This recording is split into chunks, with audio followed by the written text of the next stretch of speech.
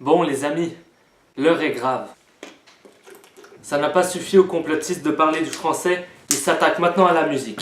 Heureusement, on est là pour démonter tout préjugé et argument qui ne tiennent que de la folie. Si vous vous souvenez bien, dans la dernière vidéo d'analyse de l'expert que je suis, j'avais dit cela. Nous allons donc décortiquer la situation de fond en comble et nous allons donc comprendre ce qui se trame. Eh bien aujourd'hui, je vais pas du tout faire ça. Non, je vais plutôt vous énumérer 3-4 raisons pour lesquelles les gens pensent que la musique est en déclin en ce moment.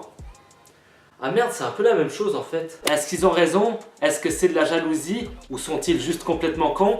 Nous allons le découvrir maintenant. Numéro 1, la nostalgie des anciennes générations. Au fil du temps, la musique n'a pas cessé d'évoluer, dans le bon comme dans le mauvais. À la suite de ces changements gargantuesques, donc, les anciennes générations peuvent se sentir oppressées par la nostalgie que leur procurent les musiques de leur enfance quand ils en entendent un petit passage, par exemple. En gros, si t'as rien compris de la dernière phrase, ils sont juste en PLS parce qu'ils ont des souvenirs des... merci assistant, mais je pense qu'ils avaient compris en fait. Par contre, on peut les comprendre. Par exemple, en 2030, quand on entendra un morceau de Justin Bieber, on aura des souvenirs. Bon, après, s'ils sont bons ou pas... Donc nous, dans 20 ans, qu'on va parler de la musique des années 2000 à la prochaine génération, ça devrait donner un truc comme ça. Hey Kevin, t'entends ça? Quand j'étais petit, ça passait en boucle à la radio. T'es vraiment chanceux, petit. Numéro 2, les clichés dans la musique. La musique est un art. Bien que bizarre parfois, ça reste un art. Les générations précédentes dont on parlait juste avant critiquent souvent les nouvelles musiques de 2018 en disant « Ouais, vous avez pas de charme, les chanteurs sont tous pareils. En 1960, ça c'était de la vraie musique, aujourd'hui c'est que de la... » Bon, ils disent ça, mais pour moi, la musique est autant diversifiée avant que maintenant. Même voire plus. C'est juste qu'ils croient qu'on écoute tous la même chose. Et avouez que dans les vieilles musiques, par exemple, on peut trouver des belles pépites aussi. Comme par exemple leur coupe de cheveux un peu bizarre. Numéro 3, l'autotune. Bon, là je pense qu'on est tous d'accord. C'est de la merde. Un point pour la précédente génération. Numéro 4, les personnages un peu spéciaux.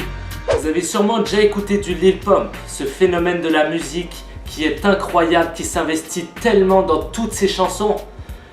Non, lui aussi c'est de la merde. Et encore une fois, il y a des gens qui croient qu'on est tous pareils, qu'on écoute tous la même chose et donc qu'on écoute tous ce phénomène, mais c'est pas vrai. Bon, ok, c'est peut-être un petit peu vrai, mais bon, dites rien. Par contre, je suis totalement d'accord que ce mec fait pas vraiment de la musique. Mais pendant qu'on se fait chier à le critiquer, lui il ramasse le chéquier rempli de billets. C'est qui le perdant dans l'histoire?